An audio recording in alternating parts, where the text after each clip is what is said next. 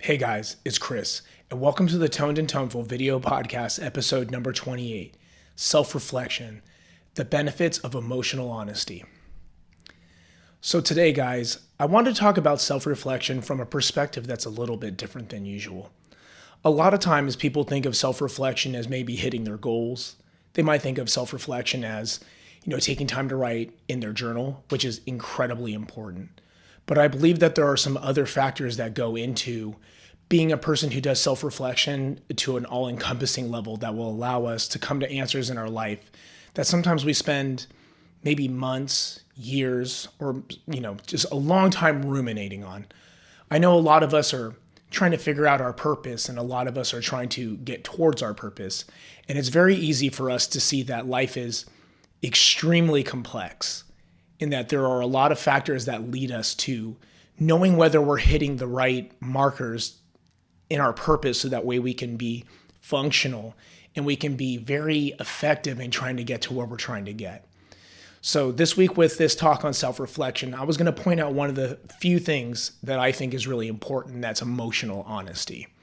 And this factor is really hard to come to because there are so many things that can cloud our judgment when it comes to emotional honesty. That could be our friendships and our loyalty, and it can even be our current mindset that we have some principles that we can't let go of yet. So I wanted to go over some of these ideas and see if any of them strike a chord with you guys and maybe help you come to a clearer picture of why or maybe what could help you become a little more in line with your purpose and a little more in line with yourself. In previous episodes, I've mentioned about if you're even 1 degree off, like if we're taking 1,000 steps and we're 1 degree off from where we want to be, this could lead us to a very different place. So that 1 degree, one person takes 1,000 steps, your internal self takes 1,000 steps, we're now in 2 very, very different places. And that might not allow us to be right where we want to be, and it could allow like a cognitive dissonance. And like when we're looking back at our life, we're like, why am I not exactly doing things the way that I want, or in a factor that makes it comfortable for me and makes it effective for me? One of the things that I think is a huge factor in emotional honesty is our friends. A lot of times we spend time around people who are very important to us, and these friends and family at times can be people who they have a lot of thoughts on what we're doing, and they might have a lot of thoughts on what they're doing. And maybe for a very, very long period of time, we've been on the same path with them. Like they say, like this thing is cool. And we're like, yeah, that thing is cool. Or they're like, this thing is, works for me. And you're like, yeah, that's my favorite too. And it's really easy to do that because being in agreement with things is much, much easier than stating your own opinion and feeling that little bit of separation between those who are close to you. It's very hard. It's very hard to tell someone who's close to you, like, you know what, that idea, doesn't work with me, or, your favorite such and such item, that's not my favorite. Your favorite shoe is not my favorite shoe, or, what works for you in this way doesn't work for me. And you notice that every time you do one of those things, you're creating a little more of a distance between you and those who you're close to. So that can be something that's very, very, very hard to be honest about, because all of us in life typically don't want to feel alone. We want to feel like those who are around us are close to us and that we have a good connection with them. So it's very natural to do that. But I think if we're stepping a little further into ourself and we're trying to find real emotional honesty, we're trying to find that soul level, like, hey, like, am I doing what's right for me? I think we start realizing certain things. I think we start realizing that, first off, no one's going to think exactly like us.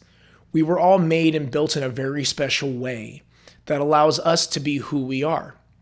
There's a reason that you style your hair the way you do. There's a reason that you carry yourself the way you do. You walk the way you do. There's a reason that when you have headphones in, there's music that you're listening to. There's a reason why these certain things are things that you choose. And that makes you the person that you are. I know a lot of friends who, they have like what they call like secret or guilty pleasures, because to me, like when you have a secret or a guilty pleasure, that is one of the first real signs that you're living, an emotional dishonesty. Because if you have a guilty pleasure that you can't enjoy around your friends, like say that like all your friends are metalheads and you're going to listen to Britney Spears by yourself, or you're going to listen to, whatever, any pop music. It doesn't matter. I'm just using that as an example. And you don't want your friends to know that you're not hardcore all the time. You want your friends to think, oh, like, I on the side, I do this, or your family members all believe in a certain thing. And you're like, oh, well, I do too. But then like secretly on your own, you're living by different beliefs. Even if that's, say that it doesn't matter. And it can be in any example, but you're living by a different set of beliefs. And the main thing that comes to mind when I see that in people and they say like, oh, my guilty pleasure is this, and I don't tell anyone about it, I know that they're living a level of emotional dishonesty. That doesn't make them a bad person. It's actually very natural to be afraid, to feel the separation from those who are close to us, to feel that security, that protection, that their love. Because we're all looking to be cared for. We're all really looking to have a connection with people and have, like I said in previous episodes, a tribe. And if you watch one of my previous episodes, I'll link it. You guys can take a look at that.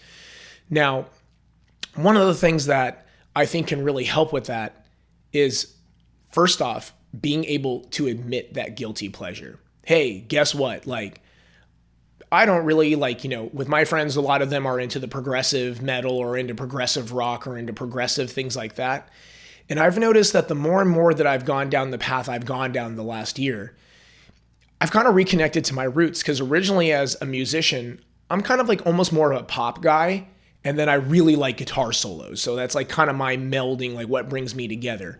So things like John Mayer and things like, bands like Bill Murray, where it's like almost pop, but it still has like elements of like what's in metal and elements of what's in, ambient and stuff. Those are actually really, really what touches me. That's really what gets me. So, it's easy to be like, oh man, like I want to write all these instrumental, like super hard guitar part songs that I want to do. But really deep inside, if I think about it, my aim has always been to have a really good, catchy sounding chord structure with melodies that are very locked in. That's like something that's really important to me. Like when it gets too abstract and people are just like playing for hours and like they're shredding, but it's just for the sake, like you can hear it in music sometimes that you can hear shredding for the sake of shredding. Whereas like a band like Polyphia, I think does a very, very good job of being shreddy and at the same time, like the melodies are locked in.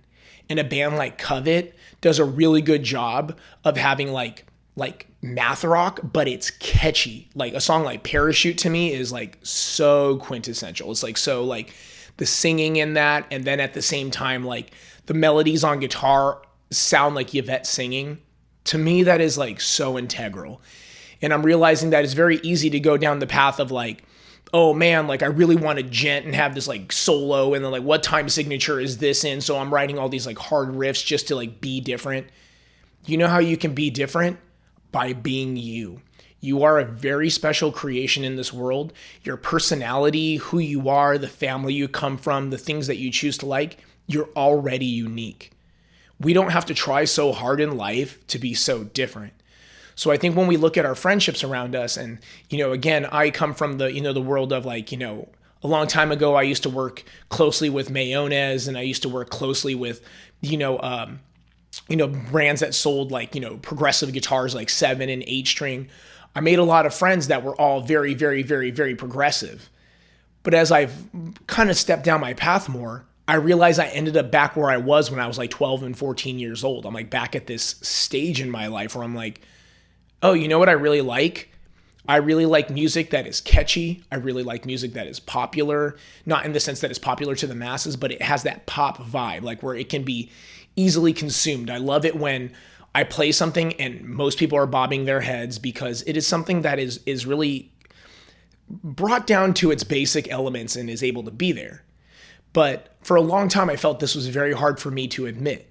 So I'd spend a lot of time trying to write progressive riffs. I'd spend a lot of times trying to come up with complicated stuffs.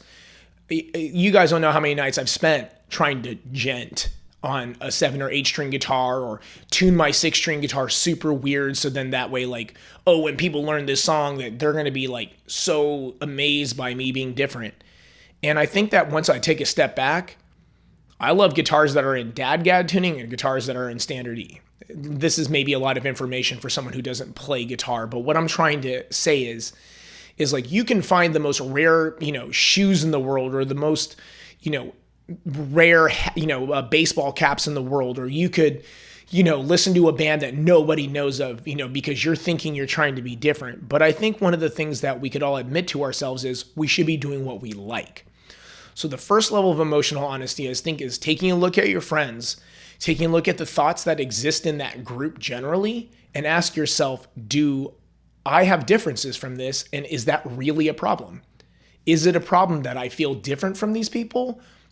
Or is it more just, I need to put out what I am, and if these people don't agree with me, maybe they're not really part of my tribe, or they don't hold the same values. They're just people that I should know and that I have like an overlap with. And that's something we should be very thankful for. Like at my job that I currently work at, a lot of us like rock music. Now, maybe we don't all like the same kind of rock music, but realizing that we have that overlap is actually something I'm very thankful for. I can show them things sometimes and it connects with them, and I can show them things sometimes and they're just like, yo, can you turn this off? This is not for me.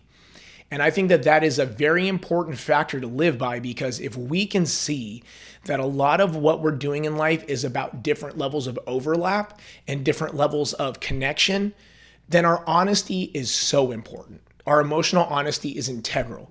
If that person is actually telling their truth, if they're like, yo, I love Jet and I love prog, and all they're doing is listening to that, then support them. If that person's like, yo, all I like is jazz, that's awesome. That's great. Support them. But remember, support yourself too. The emotional support you're putting in that other person by giving them the ability to, I hate to say, like water down your thoughts, that's not really going to help you. That's going to put you in a place that at some point or another, you're going to feel enough cognitive dissonance, and it could be confusing because you might not notice it off the bat. That could even be religion. That could be your beliefs on diet or food. Like if someone else eats junk food all the time and that's all they're doing, and you're not being honest with yourself that like, I feel terrible when I eat like that. I feel terrible when I take in junk all the time. Then you really need to think about, hey, is that something that I can handle? Is that something that I want in my life? I mean, I know they're doing it every day and they say they feel fine, but what is fine to that other person? Who knows? And the only person who really knows how they feel is you, knowing how you feel being inside yourself. So I think taking that time, no matter what you're doing, to be honest, emotionally honest with those around you and to yourself. First off with yourself, and then to let that out. I think that that is like one of the greatest things that can be done. Another thing that I noticed that with a lot of people in emotional honesty is if you're journaling, journal from a place that you're just writing stuff down. When I journal in the morning, I don't think about what I'm writing. I don't try to write a specific thing. It's not necessarily poetic. It's not necessarily, it doesn't have to be about your love life. It doesn't have to be about it doesn't have to be, lined up in a way that it makes any sense. I never worry if someone's going to read it. I just write. If it's dark thoughts, it's dark thoughts. Someday if it's just like me contemplating this song and I'm writing chord stuff down and just going for days about like how I think this chord progression should go, cool. If I'm sitting there and writing and thinking about, I don't like how someone said this to me the other day, but maybe it's not what they said, it's the way they said it, it doesn't matter. Take the time to write things down and reflect on your thoughts and look at them as like a physical thing. I think one of the best things about journaling isn't that it's necessarily any certain thing. It's that you can look at your thoughts as a physical manifestation and go, whoa, that's pretty crazy. And every once in a while, maybe even very often, depending on the person, you might end up with things that reflect back to you in a way that you're like, that is what I'm thinking. And it's no different than recording. You record on, a system and you're recording music and you look back at it and you realize, wow, look at this recording. This is very good. This is very telling of me. Well, then keep that recording. Now, maybe the recording can't be used for the final cut, but what you can do is manipulate it and work on it because now you have some representation of your music that you might have forgot. It might be a small little part and you can relearn it.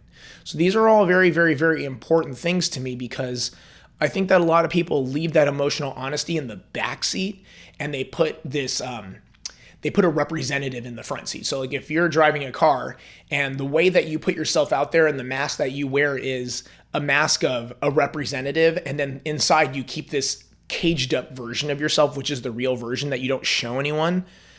I don't really think that that's really the way to live your life. For me, I'm a pretty upfront person. Like if I think a certain thing or I love a certain thing, I really love to tell people things like that. I really love to be that kind of person who's like, yo, it's like, no. And then they're like, and I've seen people around me be like, oh man, Chris is going into one of his levels again. Like whatever. And you know what? I can live with that. I can live with that because I'm me to the point that like the people who kind of dislike me or the people who kind of don't want to spend time around me, they're going to just go their own way. And they're not going their own way in a bad way. They're going to where they feel more comfortable and more complete. And I'm leveling up to like my honesty and going to where I belong. Does that make me the most popular person? Probably not. Does that make me the most like agreeable and easy to like, manipulate person? No, not at all. Actually, I'm one of those people who like, you got to explain things to me in order for me to like want to do it. Because otherwise I'm not going to be very agreeable. But one thing that I will say about myself is I'm one of the most positive and most uplifting people I know, because I actually want the feeling that I feel inside for myself for most people that I meet. I actually really want that for every one of you guys, because the people who've connected with me on this Toned and Toneful video podcast, and one of the things I want to say is the community that we're creating. I talk with people and they message me, and I know a lot of the messages I get are things that people don't want to say out loud. They don't want to write it in a comment. They don't want to say that, hey, I'm faltering with this or I'm struggling with that. And I know it's hard to admit. I know it's hard. But that's why I'm here. I'm here to admit those things or talk about those things, and you guys can reflect back to me, and we can make a roundabout. Because I think that having an emotional ability to be honest, I think is even more valuable than just being strong in front of people, because that means nothing to me. To be strong in front of people when it's fake is like one of the, to me, that's weak. That's actually honestly really weak. If you're the kind of person who thinks that you're strong by not saying what you're thinking or not saying what you're feeling or just never like, communicating, to me, that's weakness. Because we got to be honest with where we are in order to be around the people that we really care about, and to create a community that really can honestly lift itself up. And I can tell people when I say I love you to someone, there's like 100% love behind it. I will bring you chicken noodle soup. I will order you DoorDash, because I don't drive a car, but if I'll order you DoorDash to send it to your house if something's up. I will figure out a way to help you. I do not want you to be alone if you're a person who I love and care about in my life. But at the same time, if you're someone who's living a very, very different path than me and I can see it and you're honest about it and I'm honest about it, I don't dislike you at all. Actually, like I admire you a little bit because you're doing you. Even if it's something that I don't agree with, even if it's something that I don't personally like, that doesn't mean I don't like you. So, and I think that that's something that we got to like correlate in our mind. If we're more emotionally honest and we're living on our highest level, we respect those who represent the strength that we have, even if it's in a different way, but they carry the same value. If someone's very honest about what they think and what they're doing, can you really be mad at them? No, because they're more in alignment with you than someone who's being a liar. It's more alignment in someone with you who's smiling in your face and telling you they like the same thing, but honestly, they don't. That's actually a really sad situation to be dealing with. And that's why self-reflection on an emotional level is so important. It is so, like, now that I'm thinking over it, a lot of the value that I try to put forward is the emotional honesty. And every lesson that falls out of that kind of naturally is like apples that fall from the tree, because to grow your tree, we got to have emotional self-honesty. Like we got to be going there with ourself and be going, hey, like, is this really work for me? And where am I trying to end up in life? It doesn't matter if everyone wants to be a millionaire. I know everyone says they want to be successful. And when I say the word purpose, a lot of people think money. A lot of people think important social status, having 100,000 to 1 million subscribers on Instagram. Can I tell you something? It doesn't matter. Most of us are going to live our life with 500, 300, 1,000 followers. That's where most of us are going to be in life. But if you can't honestly share with those 1,000 people or those 500, those 300, do you really think that you're going to get to 1 million followers and just be some dishonest person? By the point you get to 1 million followers and you're dishonest, you are living in a self-made hell. You are living in a place in your life where you literally cannot look at yourself because everything that you have, everything that's built up is literally a lie.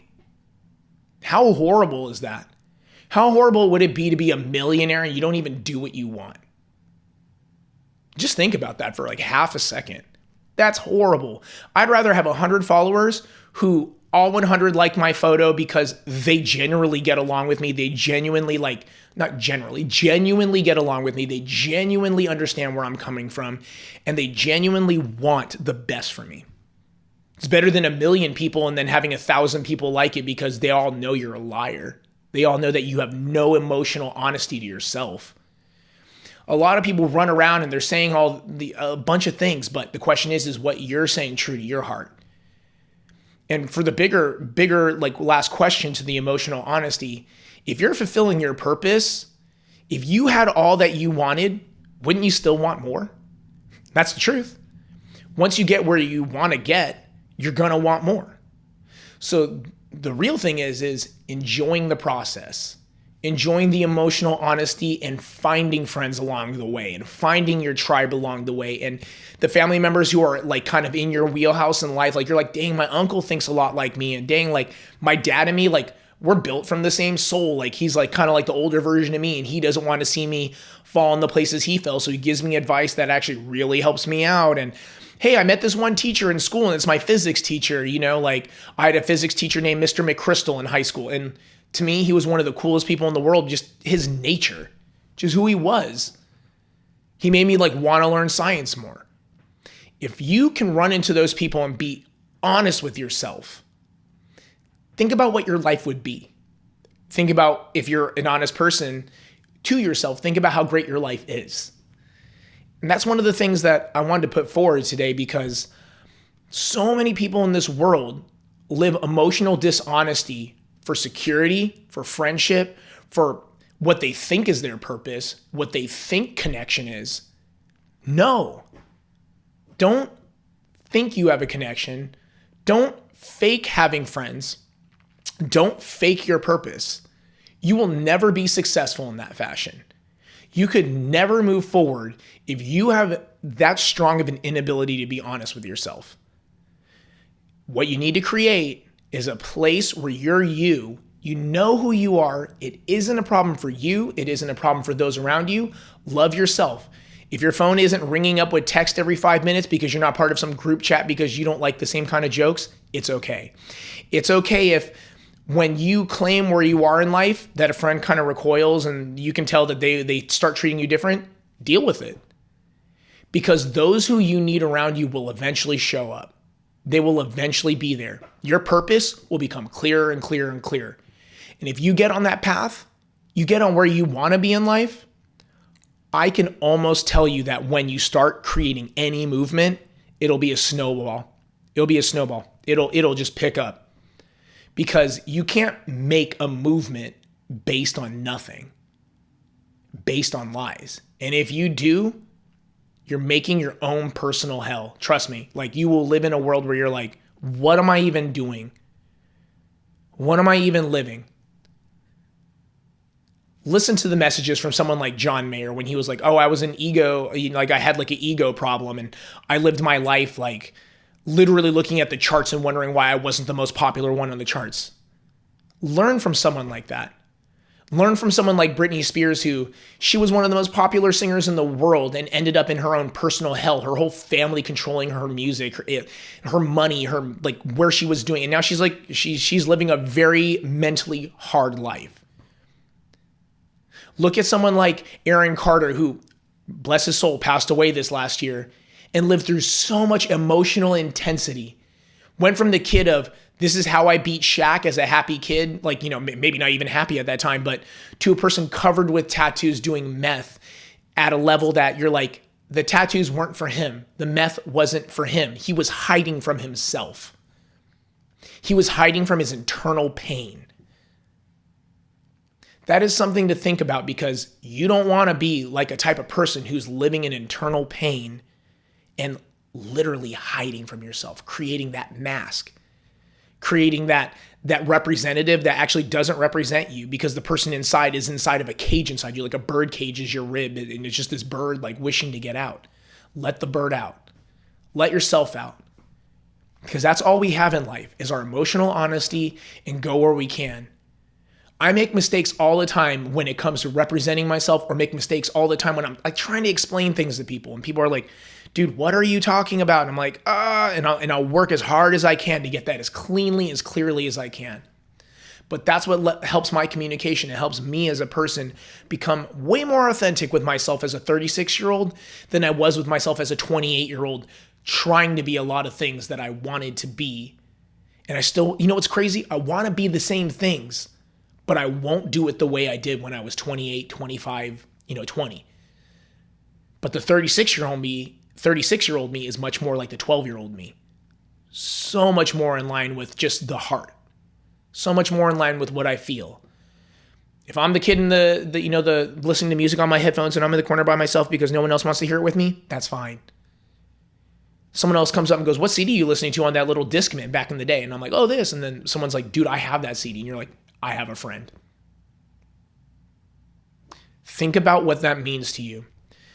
Because Toned and Toneful is a community, guys. Toned and Toneful is a place for us to speak. Please comment on this video. Please, if you get to this point in it, let me know if you guys want audio versions of this. Do you guys want audio versions of this podcast?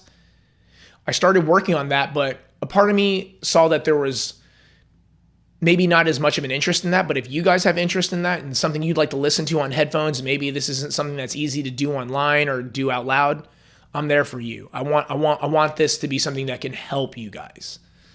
So, coming to the conclusion of this, I wanted to say thank you guys for being the community that you are. I want to say thank you guys for, hearing me out on this video podcast on this episode number 28, which is going to be the one based on emotional honesty through self-reflection. So I want to say that I hope you guys have a great week, and I hope that you guys enjoy this Tuesday. I hope you guys enjoy creating your goals, and I hope that your goals are going good so far this year. Hope that these first couple weeks of the new year have brought you love, and they've brought you great, reflection on what last year brought and what you want to do this year. And above all else, guys, stay toned and toneful.